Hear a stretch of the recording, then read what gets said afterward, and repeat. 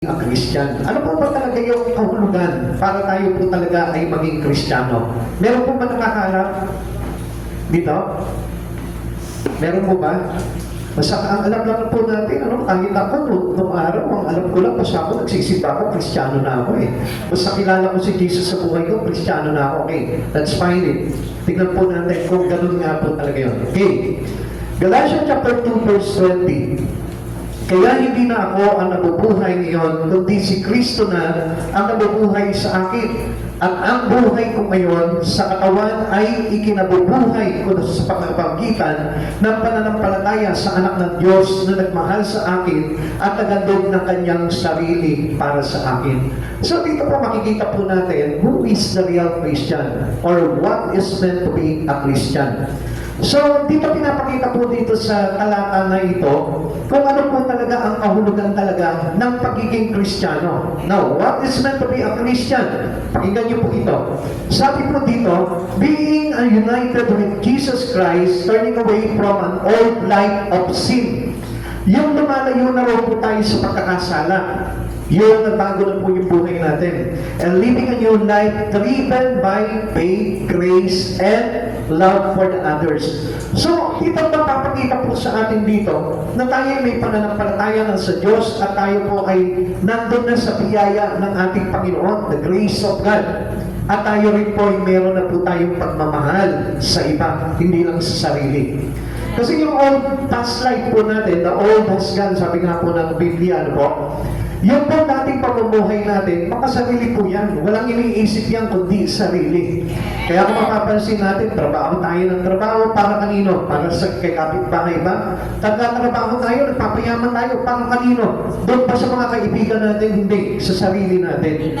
Kaya nga, as a Christian, to be a Christian, a real Christians to God, hindi na po yung sarili natin ang iniisip natin. Kasi yun yung old life natin. Okay, tignan pa po natin ano po. 2 Corinthians chapter 5 verse 17. Kaya po nakipag-isa na kay Kristo ang isang tao, isa na siyang bagong nilalang. He is a new creation in Christ. Wala na ang dating niyang pagkatao, sa halip ito'y napalitan na ng bago. Hindi ka na luma ngayon. Amen. When you accept Jesus Christ, you now become a Christian. Amen. If you are a Christian, your old life was passing away. Wala na po yun. Namatay ka na sa dati mong katauhan, kundi nabuhay ka sa bagong katauhan mo kay Kristo. Kaya yung mga bagay na pangit sa iyo from the past, wala na po yun. Hindi na po natin dinadala yun since na tinanggap na po natin si Jesus sa buhay natin. Okay.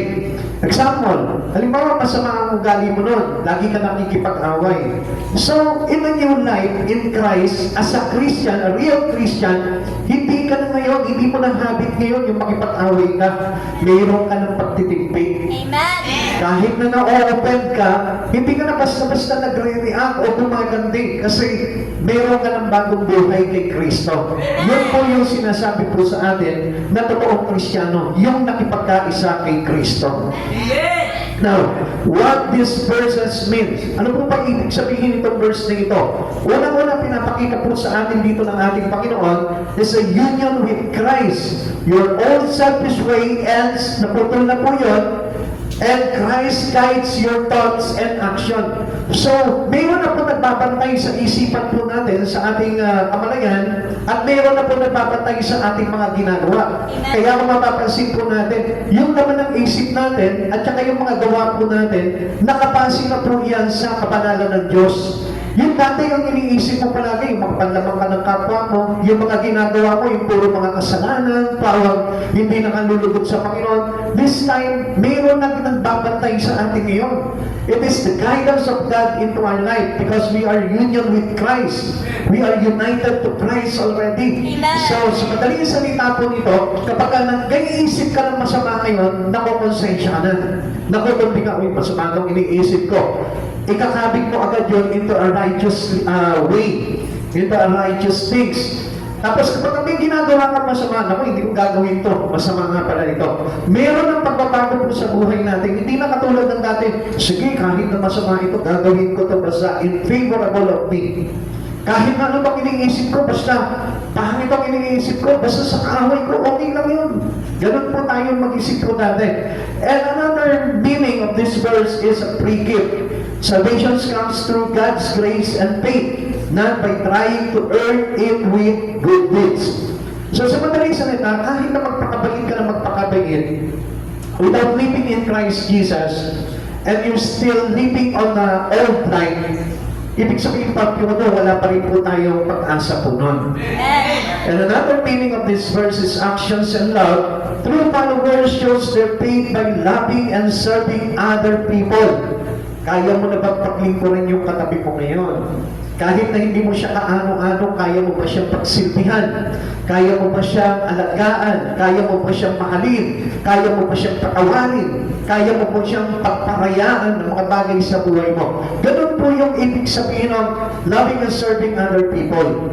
Na tayo po ay mayroon na ng dugo ng ating Panginoong Jesucristo na nagtuturo sa atin na mahalin natin yung kapwa natin. Katulad din po yan ang pagmamahal ng Panginoon sa bawat isa po sa atin. Na tayo po yung makasalanan, tayo nagkasala sa Panginoon, dati wala po tayong pakialam sa Lord, pero inibig pa rin tayo ng Panginoon. Tayo itinuring na kaaway ng Lord before na tayo makasalanan pa, pero dinahal pa rin po tayo ng Panginoon. Sabi po ng Romans chapter 5 verse 8, ipinabatid po niya sa atin, ipinadama niya sa atin yung kanyang pag-ibig nung tayo yung makasalanan pa. So sa madaling salita, ganun na rin po tayo magmahal. Ibig sabihin, kapag kami kaaway kami, sama ka ng loob sa kapwa mo, nandun pa rin, umiiral pa rin, nangangunguta pa rin doon yung pagmamahal mo sa Kanya. Hindi yung galit. Magaling ka man sa Kanya, papalitan mo yun ng pag-ibig sa puso mo. Kaya po ba natin yun? Now, are you a real Christian? Can God call you a Christian? Can other call you a Christian? Maraming sasabihin mo, oh, pwede akong tawaging Christian. Pero kapag ka nagalit ka ba? Napapawi agad yun, napapalitan agad ng pag-ibig mo? Natututunan mo ba na magpatawad agad sa kapwa mo kapag ka nagagalit ka? If you are a real Christian, mabilis po tayong pumawi ng galit. Mabilis tayong magpatawad. Mabilis tayong magparaya. Dahil yun ang totoong kahulugan po ng tinatawag na Kristiyano. Alam niyo po, meron po akong napakinggan po noon about American news report na kung saan meron po Christian mother na meron po siyang statement in public sa media. Sabi niya po gano'n dito, I'm a good mother and I'm a good, sabi niya, I'm a good Christian and I'm a good mother to my children. He's a Christian mother. Pero alam niyo po ba, about noong 2012, siya po ay nag-public ng nude post niya. Mga videos na nude. So ngayon ang kapira niya doon sa kanyang pamilya, sabi niya, God gave me a good body. God gave me a beautiful body. So I can show it to everyone. Pwede kong ipagmalaki ito. Kaya siya nag-video po ng kanyang katawan na hubad para ipakita raw sa tao. Binigyan raw siya ng Diyos na magandang katawan, kaya kailangan niya ipakita sa lahat. So, alam niyo mga kapatid sa Panginoon, this is not meant you as a Christian. So, kung titignan po natin, sabi po dito, tingnan natin, does this lady know what it even means to be a Christian? Alam niya ba yan? Yung kahulugan ng Kristiyano. Ikaw, tatanungin kita, maaaring hindi gano'n yung kalagayan mo. Kapag ka nakakagawa ka ng masama, kapag ka nakakagawa ka ng panlalamang sa kapwa mo, do you think that you are a Christian? Meron po ba tayong pinagkaiba sa mga non-Christian? So, Christians means the reflections of Christ Jesus was in you. Nasa sa iyo na yun. Kaya yung pag-iisip po natin, hindi na rin po kontaminado ng mga bagay na kasamaan na mundo na ito, na bago na po tayo. Kung dati ginagawa natin yung mga masasamang bagay, this time, inaapoy na po natin yun. We are willing to get over na malagpasan natin lahat ng mga bagay ngayon at mapunta tayo into the righteousness of God. Amen. Now, unfortunately, while many of God's people will not go so far, they seem to be oblivious to what it really means to be a child of God. Wala po silang malay po doon eh. Kung ano po ba talaga yung pagiging anak ng Diyos. Kung ano po ba yung tinatawag na Christian. kung ano po ba yung tinatawag na mga naglilingkod sa Panginoon. Just what does it mean to be a Christian. Now, mga kapatid sa Panginoon, I hope na alam po natin ang kahulugan talaga ng pagiging Kristiyano. Not only a person who go inside the church, not only a person who do praying, reading Bible, hindi lamang po yung bagay na yun. Kasi kailangan po natin maunawaan yan. Now, what is meant to be a Christian? Ano po ba ang ibig sabihin para tayo po ay talagang maging Kristiyano? Una, it means that we have had all our past sins cleansed. Nilinis na tayo sa lahat ng pagkakasala natin from the past. Amen. Upon receiving Christ Jesus, pag tinanggap mo si Yesu Cristo sa buhay mo, like for example, this is your first time in this church, and then seriously, you accept Jesus to become the Lord and Master and Savior of your life. Now, your old past sin will be cleansed already. Amen. Sa madaling salita, lahat ng mga kasalanan mo, mabigat man, maliit man, o sabihin natin, grabe man yung kasalanan mo, wala na yun, nilinis na ng Lord yun. Ganun po yung dapat talagang mangyari po sa atin. Amen. Hindi po yung patuloy pa rin po tayo, nagkakasala tayo, and then there is no still conviction. Walang umuusik sa buti natin kapag ginagawa pa rin natin yung mga bagay na yun. Dahil alam natin na nilinis na po tayo ng Panginoon. Tingnan niyo po, parang ganito po yan. Halimbawa, bahay mo to, naglinis ka ngayon. And then, papayag ka ba ng marumihan ulit yan? Hindi. Kapag ka narumihan yan, masakit sa kalooban mo. Ano ba naman yan? Napagod ako kanina, naglinis ako, nilagpaso ko yan, pinakintak ko pa yung sahig, lahat pinunasan ko. Tapos, marumi na naman. Ganon din po ang Lord sa buhay po natin. Na kailangan po na tayo po ay linisin ng Panginoon, and then after that, tayo din po mismo, meron na po tayong concern na maging malinis sa harapan ng ating Panginoon. Amen? But before we accept Jesus Christ, hindi tayo matatawag na Christian. Sabi nga po dito tayo po ay tumanggap sa Panginoon, kaya all our sin washed away. Amen. Nalinis na lahat ng mga kasalanan po natin. Sabi po ng Isaiah 43 verse 25, "Gayunman ako ang Diyos na nagpatawad sa inyo mga kasalanan, hindi ko na aalalahanin pa ang inyong kasalanan." Dinimot na po ng Panginoon po yun. Amen. Ganun kabilis lumimot ang Lord sa kasalanan po natin. Amen. Halimbawa, let's say, hindi ako nakagawa ako ng kasalanan sa Panginoon, pero I felt guilty. Tapos, humingi po ako ng tawad sa Lord, Lord, patawarin mo ako, and then, Lord, lalapit ko na po yung buhay ko sa inyo. Gagawa ka na ngayon ng action ngayon na para patawarin ka ng Lord. Anong gagawin ng Lord dito? Yung oras na mismo niyon, kakalimutan niya yung iyong mga kasalanan. Papatawarin ka niya. Ganon siya kabilis magpatawad. Ikaw, tatanungin kita, you are a Christian. Tayo mismo sinabi natin, Kristiyano ako, pero gaano makabilis magpatawad? Naku, taon na, hindi pa nagpapatawad. Amen? Puputi na yung buhok mo, hindi ka pa nagpapatawad. Amen?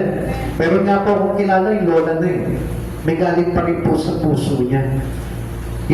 She's about 92 years old. Pero meron pa rin siyang sama ng loob doon sa kapitbahay nila. Bakit? Kasi inagaw yung boyfriend niya noon. Amen? So, yun yung masarap Hindi naka-release, hindi siya nakapagpatawad. Ngayon ikaw, kapag halimbawa inagaw yung boyfriend mo, papatawarin mo ba yung agaw? Ay, hindi pa pwede. Ibang usapan na to. Parang ganun po tayo, ano po? So, ibig sabihin, you are not meant to be. Amen? Kung talagang kayo. Amen? Amen. So, sa madaling salita, yung pong kasalanan mo, madaling limutin ng Panginoon. Kaya nga tayo naligtas Kasi kinalimutan niya. Yung kasalanan na mula pa ng pagkabata mo hanggang sa panahon na ito, kinalimutan ng Diyos yan. Amen. Amen. Amen. Ganun kagrabe yung pagpapatawad ng Lord po sa atin. Now, as a Christian, we too are like Christ's forgiveness. Kung paano nag-forgive si Jesus, ganun din po tayo dapat. Now, tingnan yung kalagayan po natin dati. We were without hope before becoming Christian. Nung hindi pa po tayo Kristiyano, nung hindi pa po natin kilala si Jesus, nung hindi mo pa tinatanggap si Jesus sa buhay mo, walang pag-asa yung buhay natin. Sabi nga po ng Colossians chapter 1 verse 21, dati kayong malayo sa Diyos at naging kaaway niya dahil sa inyong paggawa at pag-iisip ng masasama. Kaya alam niyo, kapag tayo po ay nag-iisip pa rin po ng masama, kapag tayo gumagawa pa rin po ng masama, tayo po ay tinuturing na kaaway ng Diyos. Amen. Kaya nga, we can easily repent to God. We can easily come to God and ask for the forgiveness of what you've sinned. Kung ano man yung mga bagay na pagkakasala mo, pwede mong hingin sa Lord. Lord, patawarin mo ako. Lord, I will change now. Magbabago na ako, Lord. Magre-repent na ako, Lord. Magbabagong buhay na ako. Pag pinangako mo yun, Lord, ang daling kausap, talaga ba, anak, tutuwa agad siya. Okay, sige, patawarin ko na lahat ng pagkakasala mo. Basta, magpatuloy ka lang sa Kanya. Amen? Amen! We deserve to be separated from God simply on the basis of our unforgiven sin. Kapag meron po tayong mga unforgiveness sin, kapag meron tayong kasalanan na hindi inilalapit sa Panginoon, alam niyo po ba, deserve na malayo tayo sa Panginoon. Deserve na hindi katugunin ng Panginoon. Deserve na hindi pakinggan ng Lord yung mga panalangin mo. Why? Because you are separated from Him because of your sin. Na kapag yung kasalanan mong yun, laging hindi mo hinihingi ng tawad sa Panginoon at hindi mo binago yun, nagiging malayo po tayo sa ating Panginoon. Amen! Romans chapter 6 verse 23, sapagkat kamanayan ng kabayaran ng kasalanan, ngunit ang walang bayad na kaloob ng Diyos ay buhay na walang hanggan sa pamamagitan ni Kristo Jesus na ating Panginoon. Kaya pala laging maraming tao ayaw lumapit sa Panginoon. Ano po? Kaya pala konting ulan lang natitigatig na po sila, hindi na po sila makapagsimba. Alam niyo kung bakit? Because of their sin separated them. Amen! Yung sin kasi, kapag na-emphasize sa buhay mo yan, ibig sabihin yan, that sin is unforgiven. Amen? Hindi pinatawad pa. So kapag mayroong kasalanan na hindi pinapatawad sa iyo, ang magiging tendency po niyan, ang layo natin sa Lord. Kaya para ayaw mong mag-pray, ayaw mo na mag-worship, ayaw mong mag-church, ayaw mo na fellowship with God. Why? Because you are separated. Your spirit is separated from the Spirit of God. Amen! Kaya nga, ang espiritu mo, ayaw tanggapin yung mga bagay kay Kristo kasi dahil sa sin. Kaya nga yung sin na yun, you need to repent it. Kailangan na ihingi mo ng tawad sa Panginoon yan at palagiin mo yung buhay mo bilang totoong Kristiyano na malapit palagi sa Lord. And how come that your life become close to God? Kapag hindi ka tinatamad magsimba, kapag hindi ka tinatamad magbasa ng Bible, hindi ka tinatamad mag-fellowship, mag-Bible study, gawin yung mga bagay na makakapagpabusog sa iyong espiritu. And you know what? Tingnan niyo po ito. Your future rely on what you fix. Tingnan niyo po ito. Kung ano yung pinapakain mo sa buhay mo, yun yung magiging future mo. Let's say, pinapakain mo yung katawan mo. So, magiging malakas yung katawan mo. Amen. Amen. Ginugutom mo yung espiritu mo. Magugutom yung espiritu mo. But if you feed your spirit, magkakaroon ng kapusugan yung espiritu mo. And then, yun yung maglalagay sa iyo sa kaligtasan. Amen. Now, upon receiving Christ Jesus, you need to feed your spirit. Kailangan pakainin mo ito ng pakainin ng anumang mga bagay. Yung maging masipag ka na sa mga bagay kay Kristo. Dahil yung pakikipag-isa natin kay Kristo, nilinis na tayo. We are no longer separated from Him. Kaya close na tayo sa Lord. Amen! And upon you know na ikaw ay talaga close na kay Lord, kailangan nakikita niya, ginagawa mo niya yung mga bagay na yun. Amen. Amen! Now, look at what happens at the point of our baptism into Christ. Pag sinabi baptism, hindi lamang po yun yung water immersion. Yung paglubog sa atin sa tubig, ano po. Kundi ang tinatawag po talaga na baptism, yung tayo'y naging partaker nung pagkamatay ni Jesus, siya'y nilibing at muling nabuhay sa ikatlong araw. Amen! So, ano sabi po dito? We have our sin washed away. Nilinis na po tayo dahil po doon sa baptism na yon kay Christ. Yung naging kabahagi po tayo ng pagkamatay ni Kristo at muling pagkabuhay niya. Sabi po ng John chapter 22 verse 16, At ngayon, ano pa ang hinihintay mo? Tumayo ka na, mapagbautismo, at tumawag ka sa kanyang pangalan upang mapatawad ka sa iyong mga kasalanan. Alam niyo, naalala ko po yung kay Pablo po nung araw, ano po? Si Paul, he is a sinner. Meron siyang kapag parang galit sa mga Kristiyano na naglilingkod kay Kristo dahil siya po ay pumapatay ng mga Kristiyano po nun. But one time, on the road of Damascus, na-struck po siya ng sky na glory ng Lord, yung glory ng Lord, yung liwanag ng Lord. Nabulag po yung kanyang mata and then he fell down. Nung siya po ay nandun na, nakapagsak na po siya, narinig niya yung tinig ng Panginoon, Saulo, Saulo, bakit mo ako inuusig? Sino po kayo, Panginoon? And then 3 days po siya nabulag. And then a certain man, which is on the name of Ananias, ito po si Ananias, pinadala ni Jesus doon sa kinaroroonan ni Pablo para ipambalik yung kanyang paningin. And then, nakakita mo din po ito si Pablo and tell Paul kung ano po yung plano ng Diyos kay Paul. So, tingnan po natin yan. Tayo po, kapag na-wash away na po yung ating kasalanan, ibig sabihin po niyan, yung mga kapulagan po natin, kailangan makakita na po tayo ng liwanag.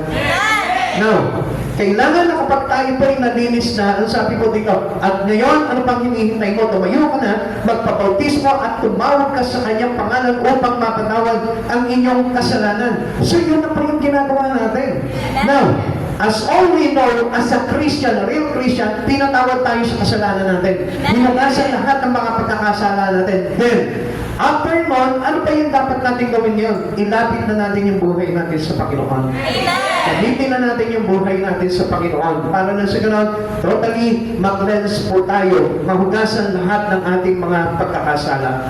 Now, the deepest meaning of baptism in Christ, ano po ba ang kahulugan yan? There's a mystical and profound union with Him, yung pakikipag-isa natin sa Panginoon, yung mahiwagat malalim na pakikipag-isa natin sa ating Panginoon. It is a total dying to an old, yung tayo po ay mamatay na sa dati nating katauhan, simple way of life, and a miraculous rising to a brand new spiritual existence.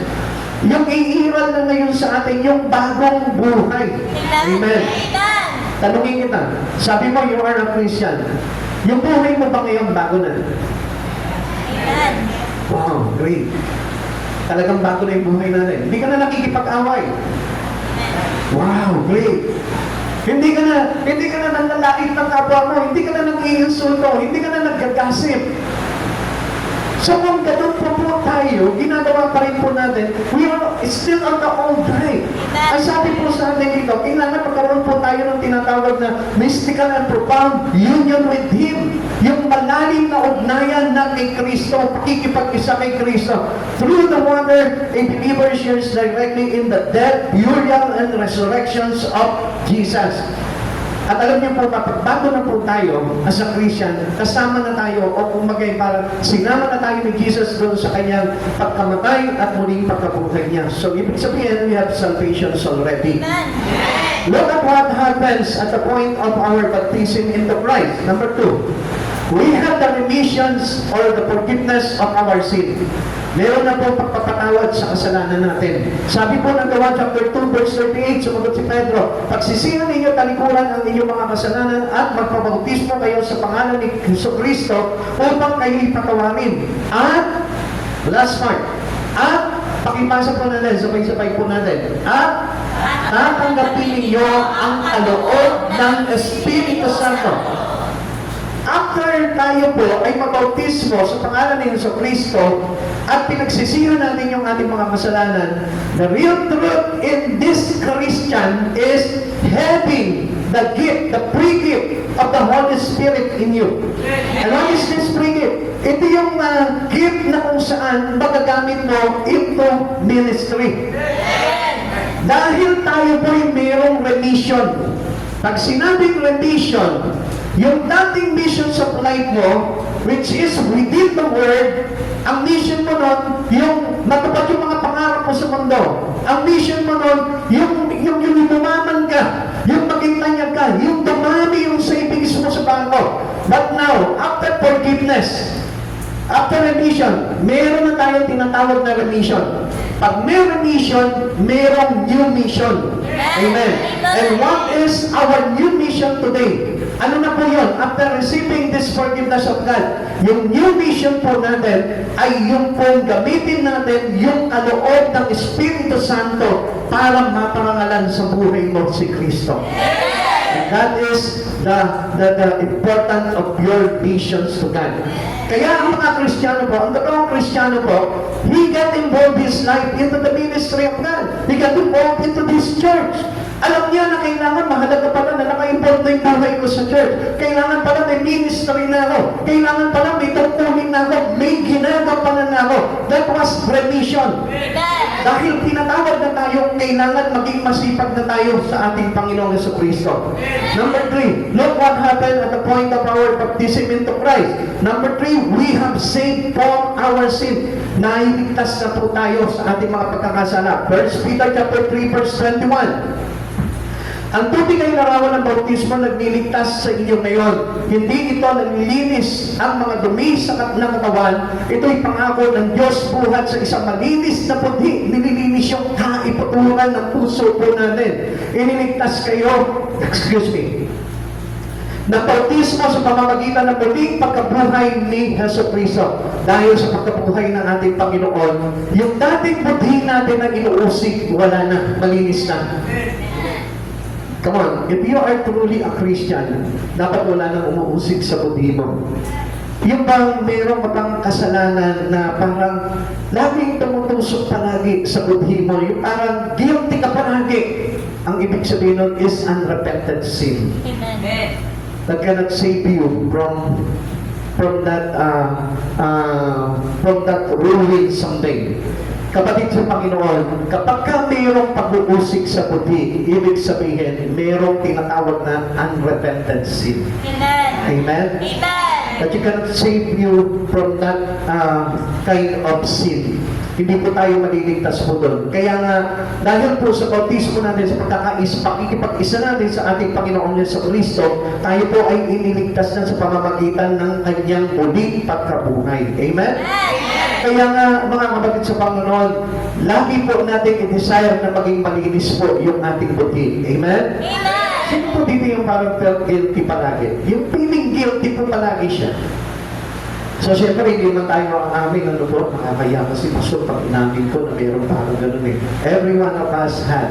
Amen. Lahat tayo meron pa po nun. Pero, one thing, na binibigyan tayo ng assurance ng Lord, ilapit mo sa Kanya. Kasi sabi naman ng Lord, when we repent to Him, He will easily to forget our sin. Amen. Napakadali niya magpatawad, napakadali niya limutin yung ating mga pagkakasala. Okay, number 4. Look at what happened at the point of our baptism into Christ.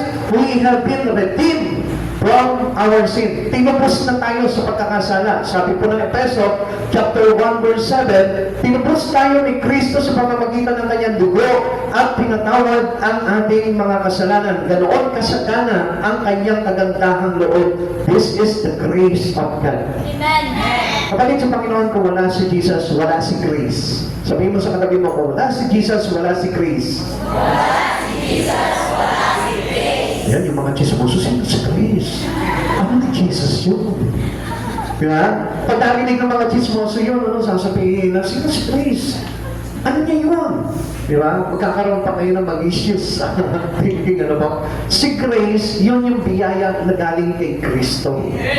Yun yung biyaya na ipinagkaloob sa atin ng lahat para nang sa ganun tayo po ay maligtas. The grace of God is sufficient.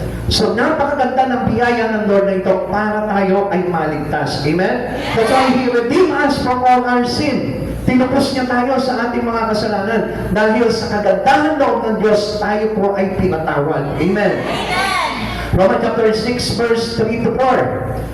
Hindi ba ninyo alam na tayong lahat na nabautismohan kay Kristo Jesus ay nabautismohan sa kanyang kamatayan? Sa makatuwid, tayo'y namatay na at nalibing na kasama niya sa pamamagitan ng bautismo upang kung paanong binuhay muli si Kristo sa pamamagitan ng dakilang kapangyarihan ng Ama, tayo rin ay magkakaroon ng panibagong buhay. Tingnan niyo po yung grabing grace ng Lord, yung biyaya ni Jesus.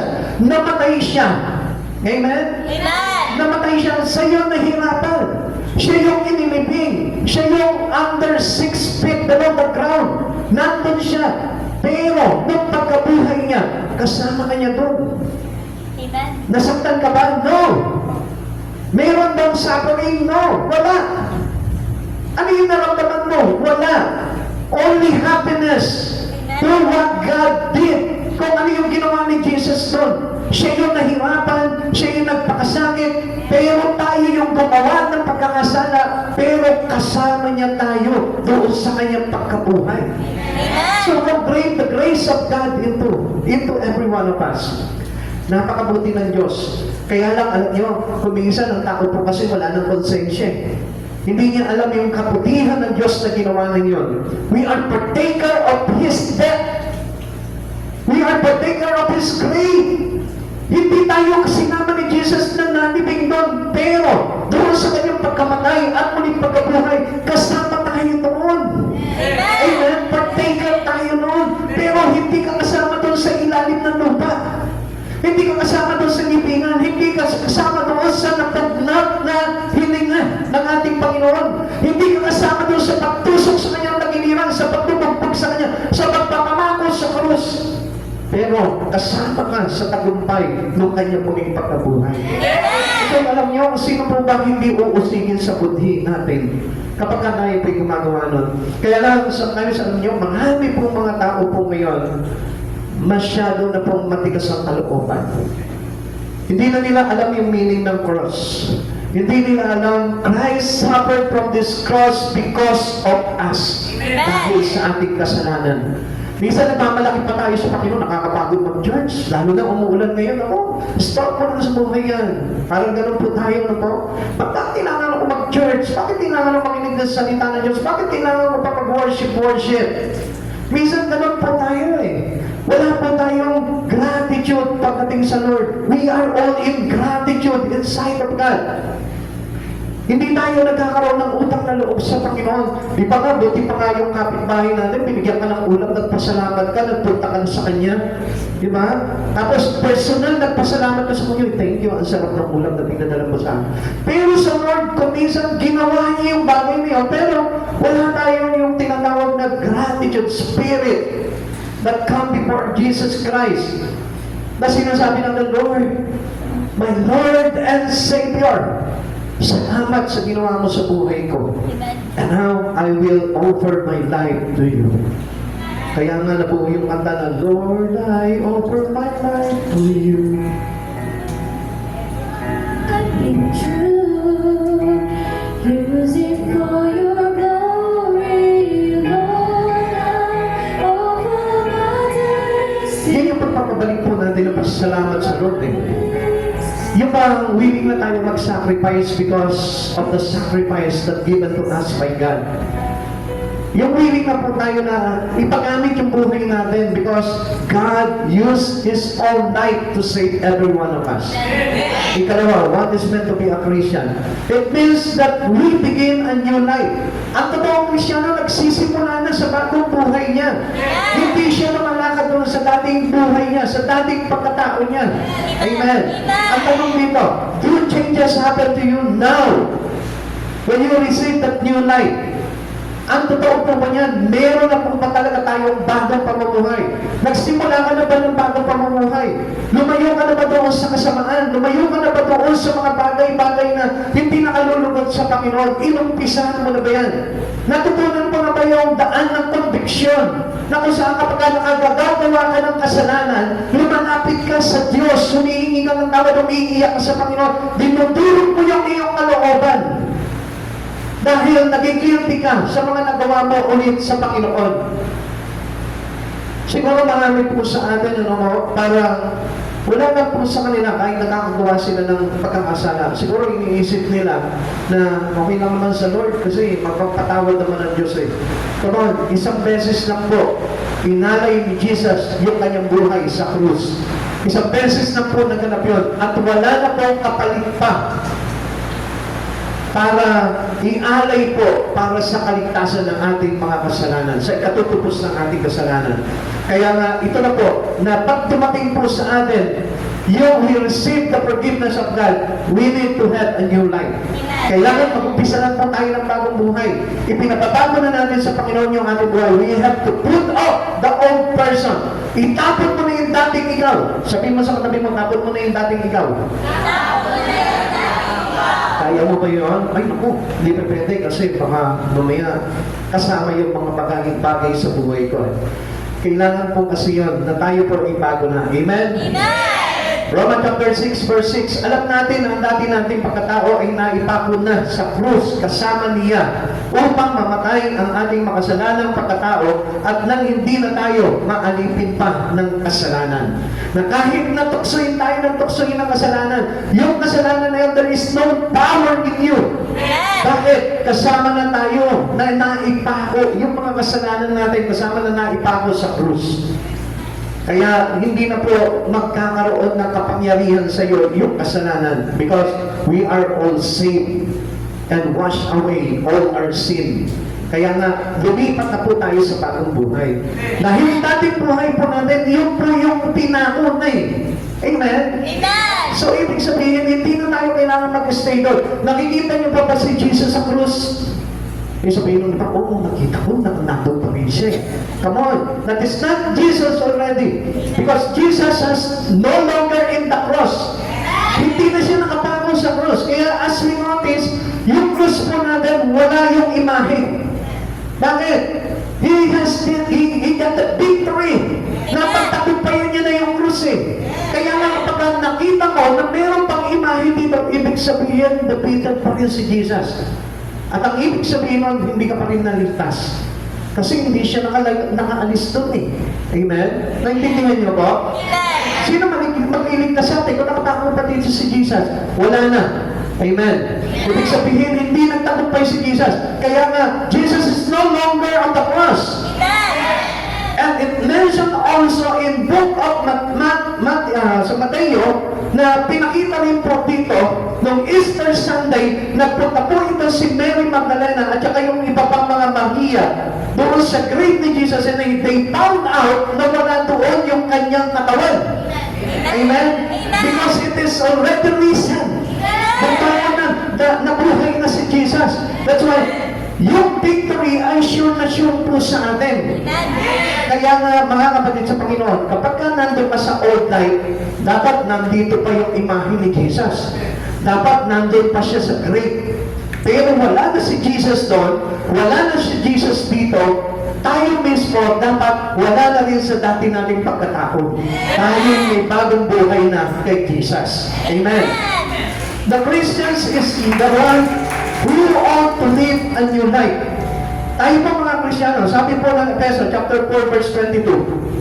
Medyo late yung palakpak yung kanina naman, yung mga bot. Ang tagal yung kasi pumalakpak. Thank you, thank you, the Lord. Praise the Lord. Hey, Efeso chapter 4, verse 22. Natawa lang ako kasi parang pilit-pilit yung palakpak. Efeso chapter 4, verse 22. Iwanan ninyo ang dating pamumuhay, bubalitan ninyo ang inyong dating pagkatao na nasisira dahil sa masasamang pagnanasa. Ang sabi, bubalitan ninyo yung dating ninyong pagkatao. Kasi lahat na pagnanasa natin, nandun eh. Nandun yung kasalanan. Amen? So kaya nga tayo binigyan ng bagong buhay ng Panginoon. A new life in Christ, the old has gone and the new has come. Binigay niya yung bagong buhay sa atin para lang sa gano'n, malinis na ulit tayo. Amen. Wow! Pastor, malinis na tayo. Pwede na ulit gumawa ng kasalanan. No more. Hindi na. Amen? Sabi mo sa katabi mo, hindi na po pwede.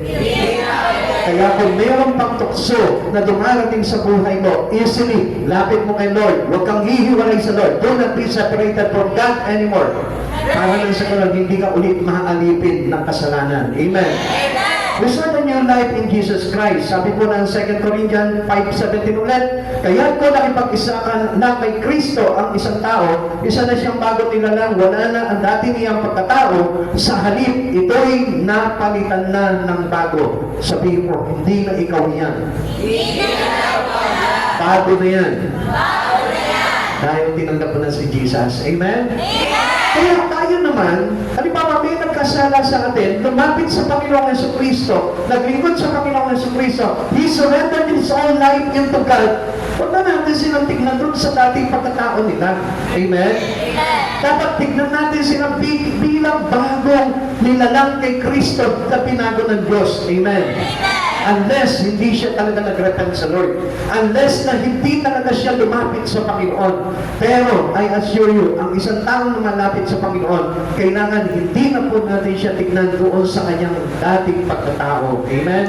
Because He has new. Sabi pa ng Biblia, the old has gone. Binago na siya. Meron na siyang bagong buhay kay Kristo. At dapat na tayo po mismo na magtulungan po natin sila na talagang i-edify pa yung kalagayan nila bilang bago. Amen. Amen. Change is essential for him to have a new life. Yung pagbabago. Yung ibig sabihin po nito, there is changes that it really make nangyari sa buhay po natin. Hindi ba pwedeng walang changes? Pag meron new life, may changes na nangyari dyan. Amen. Tanungin mo nga yung katabi mo ngayon, may changes na ba na nangyari sa buhay mo? Hello, yung mga kabataan dyan, ilan ang boyfriend? Ilan ang girlfriend? So, ibig sabihin, dapat may changes na, no? Hindi mo na ako boyfriend ngayon, hindi mo na ako mag-girlfriend ngayon. Magpo-focus mo na ako kay Christ para umayos yung buhay ko. Amen? Ayan, ayaw na magbagong buhay. Doon na lang ako sa old life, Pastor. Come on. Ang mahirap nga po dito, pag hindi po tayo nailipat ng Lord into a new life, wala tayong kaligtasan. Amen? Kaya nga, whether we like it or not, kailangan doon tayo sa bagong buhay. Kung ano yung bagay na bawal, bawal na po yun. Amen? Sabihin mo sa katabi mo, pag bawal, bawal. Nakita niyo po yung mga inaatake sa puso? Kasi binawalan na po sila ng doktor na huwag kakain ng ganito, huwag kakain ng gano'n, huwag iinom ng ganito. Pero matigas pa rin ang ulo, ginagawa pa rin nila. Kaya one time, ano nangyari? Inatake sa puso. At ganoon din po sa buhay po ng mga Kristiyano. Na kapag bawal, dapat accept it that was bawal talaga. Amen? Sabihin mo sa katabi mo, bawal talaga eh. Wala tayo magagawa talaga eh. Amen? Kahit gustuhin natin, babalik na naman tayo sa old life. Pag bumalik tayo sa old life, hindi tayo naging partaker nung pagkamatay at muling pagkabuhay ng ating Panginoong Jesucristo. Gusto mo ba yan? Amen? Pag gusto mo yun, ang ibig sabihin, ang bagsak mo doon sa tormented place, doon sa impyerno. Amen? Buti na nga lang, mabuti sa atin ng Panginoon eh. Kaya binigyan na tayo ng bagong buhay. Kumbaga yung parang hindi ka na kinilala lang, yung dating renante na parang walang kapatawaran pa yung mga kasalanan sa Panginoon, binigyan na ng bagong buhay. Parang kinlone ka na. Amen? Alam niyo yung cloning? Yung cloning, yung dating makasalanan mo, tinapon na yung dating buhay mo, tapos ito na yung bagong ikaw ngayon. Amen? Kaya, para maging bago po tayo, changes will happen into you. Kailangan may pagbabago. Amen? Okay, tuloy natin. Sabi po dito ng Romans chapter 6 verse 4, sa mga tuwid, tayo'y namatay na at nalibing na kasama niya sa pamamagitan ng bautismo upang kung paano binuhay muli si Kristo sa pamamagitan ng dakilang kapangyarihan ng Ama, tayo rin ay magkakaroon ng panibagong buhay. This based upon the power of our God that give us a new life in Christ Jesus. Yun po yung kapangyarihan ng kanyang bunting na anak ng ating Panginoong Jesucristo. Yung malaganapan tayo ng bagong buhay kay Kristo. At kinakalaman ko that we are not babies in Christ. Hindi na po tayo mga baby. Which means, 1 Corinthians chapter 3 verse 1, mga kapatid, hindi ko na kayo makausap bilang mga taong nagtataglay ng Espiritu. Kailangan kausapin ko kayo bilang mga taong namumuhay pa ayon sa laman at mga sanggol pa sa pananampalataya kay Kristo. Ibig sabihin, we have a better understanding in Spirit. Amen. Kaya na maraming Kristiyano ngayon eh. Hindi pa rin po nila alam kung anong ibig sabihin po talaga ng mga bagay sa Biblia. Amen? Bakit? Kasi minsan ganito po nangyayari sa atin. We read the Bible. We listen to the words of God. Pero yung message mo, yun ang gusto mong masunod. Na kumbaga parang inaangkot po lang sa Words of God. Meron nga pong aral na kung saan sa pagtuturo po ng pagpapahayag o pagpapaliwanag ng salita ng Diyos. Meron nga yung tinatawag na exegesis at eisegesis. So yung exegesis, ang ibig sabihin po nito, yung message mismo ng Biblia, ng salita ng Diyos, yun yung kailangan na makuha natin. And not, yung exegesis naman po, yung message natin ay kailangan mong ipabor yung message ng Biblia, which is wrong. Kaya nagiging komplikado ang pagpapahayag, ang pagpapaliwanag ng salita ng Diyos. It is because of exegesis. Yung exegesis po kasi, ang tawag ipinapangat, hirap po dito, yung sarili, yung personal message mo. Amen. Amen. Yung gusto mong ipakahulugan doon, which is, hindi naman yun yung talagang kahulugan ng Biblia. Kaya mag-ingat po tayo doon. Kaya nga si Paul po mismo, iningatan po tayo na tayo po ay talagang mangulog sa mga false teacher. Kaya mas maganda po na tayo po talaga ay nag-aaral po talaga ng salita ng Diyos. Because hindi na po kailangan na maging babies tayo pagdating po sa Panginoon. Kailangan lumalago yung espiritu natin as well as we need to have a better understanding into the words of God. Yung iba po kasi ayaw talagang unawain yung salita ng Diyos. Why? Because it's not important to them. Hindi nagiging essential sa kanila yung salita ng Diyos. Ay ano, kahit hindi ako makinig ng salita ng Diyos, basta mabuting tao, come on. Ang buhay ng tao kailangan nakarelay sa salita ng Diyos. Our life must be biblically based. Amen. Kailangan nakabase na yung buhay mo sa Biblia para na sa kanang makapunta ka doon sa kinaroroonan ng ating Panginoon. This is the way.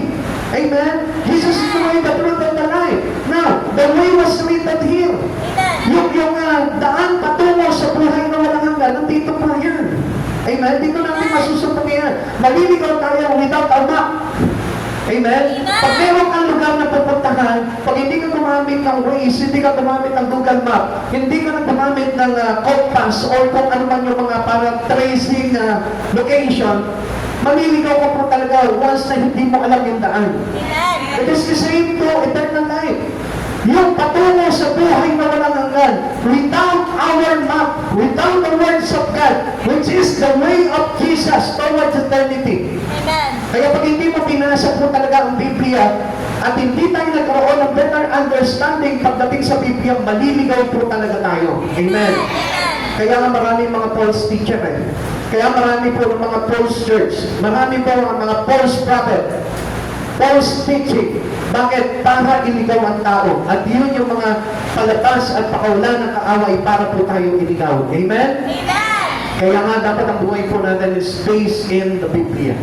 Dito sa Biblia na ito. Amen? Amen. So sabi nga po ulit dito mga kapatid, hindi ko kayo makausap bilang mga taong nagtatagaling ng Espiritu.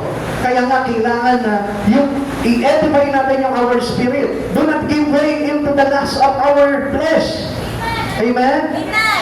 We need to live into the Spirit of God. Kailangan magbuhay tayo sa Espiritu. Number 3, what does it mean to be a Christian? It means that Jesus now our Lord and Master. Siya na po yung dapat na Diyos natin ang Panginoon. Amen? So pag Lord and Master na siya sa iyo, dapat yung buhay po natin is God-driven life na po. Yung buhay natin ay ang Diyos na nagpapatakbo. Amen? Ang Diyos na may hawak ng buhay mo. Pag ano yung gusto ng Lord, yung kalooban niya masunod, hindi yung kalooban mo. Kaya nga po sa paglilingkod din po sa Panginoon, kailangan na nasusunod ang Lord. Amen. Come on, tingnan po ninyo ito. Halimbawa, ngayon, umuulan. Pag ang Lord na nasunod sa iyo, nandito ka, katulad ng ginawa mo ngayon. Pero kapag yung sarili mo ang nasunod at hindi siya yung Lord mo, malamang mo, nandun ka sa bahay mo, nanonood ka ng Netflix. Kapag nawalan ka ng wifi, galit na galit ka. Amen? Yun po yung tinatawag na driven by your own self. Na tayo yung nagdidesisyon sa buhay natin at hindi ang Diyos. Na kapag araw ng linggo, ano po yung driven life ng Diyos sa buhay mo? Yung mag-church ka, yung mag-worship ka, yung mag-aaral ka ng salita ng Diyos. Amen. At hindi po dapat nahadlangan na po yung gusto ng Lord sa buhay po natin. Siya na po dapat yung nasusunod. He is our Lord. Sabi po ng Gawa chapter 2 verse 36. Kaya dapat malaman ng buong Israel na itong si Jesus na ipinako ng Diyos sa krus ay siyang ginawa ng Diyos na Panginoon at Kristo. Ano sabi ng Diyos? Ginawang Panginoon at Kristo. Sino nga? Ang Diyos mismo. And perhaps, He is God. Amen? Pero bakit sa tao, hindi siya yung maging Lord and Master po natin. Pero sinasabi mo, that Jesus is my Lord. That Jesus is God for me. That Jesus is my Savior. How come na siya yung nagiging Savior mo kung hindi naman siya nasusunod sa buhay mo? And still, yung gusto mo pa rin, yung kalooban mo pa rin ang nasusunod at hindi yung kalooban ng Diyos. This will be done and not our own will. Na dapat po, kapag ang Diyos kailangan ay masunod sa buhay mo dahil yung direction ng Lord, yun ang inilalagay niya sa atin para maligtas po tayo. Amen. Amen. Amen. Okay. This means that we belong to our Lord. He has control over our lives. Yan na po yung dapat na may control sa buhay natin. Sabi po ng Romans chapter 14 verse 8, kung tayo nabubuhay, para sa Panginoon tayo nabubuhay. Kung may buhay naman ngayon, dapat para sa Lord yung buhay mo. At kung tayo'y mamamatay, para sa Panginoon tayong mamamatay. Hindi tayo mamamatay sa bisyo. Hindi tayo mamamatay sa kung anong bagay. Kundi dapat yung buhay natin ay mag-end up kay Kristo. As well as we glorify Him. Yung buhay natin, we spend it to Christ. Gamitin natin sa Panginoon. Habang bata ka, maglingkod ka sa Panginoon. Huwag mong sayangin yung buhay mo sa paggawa ng mali, sa paggawa ng kasalanan, sa kapahamakan. Amen? Kaya nga, dapat pag nabubuhay ka, mabuhay ka kay Kristo. Ibig sabihin po nito, it is God-driven life. Na yung buhay po natin ay si Jesus na yung nagpapatakbo. Kaya nakikita ko, nagiging maayos ang isang Kristiyano kapag masunurin sa Diyos. Amen. We are to give ourselves over to the Lord. 2 Corinthians chapter 8 verse 5. Maganda po ito, pakinggan niyo po ito, mga kapatid sa Panginoon. At higit pa sa inaasahan namin, ibinigay nila ang kanilang sarili. They give all their life into the Lord. Amen. Una sa Panginoon at pagkatapos sa amin ayon sa kalooban ng Diyos. Gusto ko po basahin po sa inyo ito ng buo. Kasi marami po sa atin madamot sa Lord. Pakisabi mo sa katabi mo, huwag kang madamot sa Lord. Huwag kang madamot sa Lord. Amen? Sabi nga, kung nabubuhay tayo, dapat mabuhay tayo kay Kristo sa ating Panginoon. Kaya nga, whether we like it or not, whatever we have, on our holdings, dapat po yan nagagamit din po natin sa Panginoon. Sabi po dito, basahin ko po sa inyo. 2 Corinthians chapter 8 verse 1 to 9. Ibig kong ibalita sa inyo, mga kapatid, ang nagawa ng pag-ibig ng Diyos sa mga iglesia sa Macedonia. Dumanas sila ng matinding kahirapan at ito'y isang mahigpit na pagsubok sa kanila. Pero sa kabila ng matinding kahirapan po yun at pagsubok, anong ginawa po nila?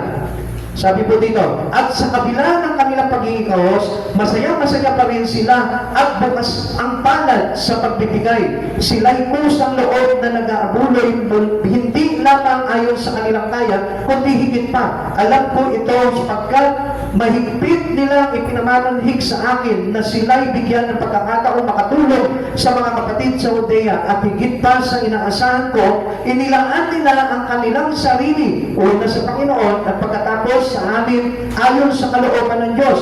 Kaya pinakiusapan ko si Tito, yamang siya ang nagsimula nito at kayo'y tulungan niya hanggang sa malubos ang pagkakawang gawa ninyo ito. Kaya kayo'y tanyag sa pananampalataya, sa pagpapahayag, sa kaalaman at kasipagan. At sa inyong pag-ibig sa amin, sikapin din ninyo manguna kayo sa pagkakawang gawa. Hindi sa inuutusan ko kayo, sinasabi ko lamang sa inyo, ang ginagawang pagtulong lamang sa inyo'y ang ginagawang pagtulong ng iba upang masubok ang katapatan ng inyong pag-ibig. Verse 9. Alam ninyo kung gaano kalaki ang pag-ibig sa atin ng Panginoong Jesucristo na bagamat mayaman ay nagpakadukha upang yumaman kayo sa pamamagitan ng kanyang karughaan. Tingnan niyo po ito. Tayo po mismo, minsan meron po tayong ugali na kung ano meron tayo sa atin lang. Na kung ano meron tayo para sa pamilya ko lang. Kung isa nagtatrabaho po tayo para sa sarili lang po natin. Sino po din yung nagtrabaho para sa kapitbahay niya? Nagtrabaho para sa kaibigan niya? Nagtrabaho para kung kanino man? And then, dito pinapakita po, if we are truly Christian, we are very supportive. Dapat po tayo marunong tayo sumuporta, marunong tayo magbigay, marunong po tayo na ipagamit po ano yung bagay na meron tayo for the glory of God. Alam niyo, minsan, ang reason po na marami, ano po, alam niyo, kalimitan po sa mga churches po, natitisod po sila sa pagbibigay. Pero ang hindi po nila alam, yun po yung tinatawag na remission po natin. Yung bagong mission natin to be a part of God's mission. Amen? Kaya nga sinusuportahan po natin yung mission ng Lord eh. Yung pangangailangan ng mga naglilingkod sa Panginoon, yung pangangailangan ng templo ng Diyos. Kaya nga, ang Lord, galit po talaga sa hindi marunong magkaloob. Sabi po ng Malakaya, sabi niyo po gano'n, sabi po ng mga tao po nun, bakit galit po sa kanila ang Diyos? Kasi ninanakawan nila ang Diyos. Sa papaanong paraan, sa inyong mga ikapo, sa inyong mga handog, ninanakawan ninyo ang Panginoon. Kaya nga sabi niyo po sa Malakaya chapter 3 verse 10, subukan ninyong ibigay ng buong buo ang inyong mga handog at ikapo kung hindi buksan ko ang langit at turungawan ng langit at ibuhos sa inyo ang masaganang pagpapala. How many of us has a generous heart towards our God? Mga kapatid sa Panginoon, a real Christian, hindi na po selfish. Ang isang Christian po talaga hindi na po pansarili, kundi nabubuhay siya hindi sa sarili niya, kundi para sa Diyos na.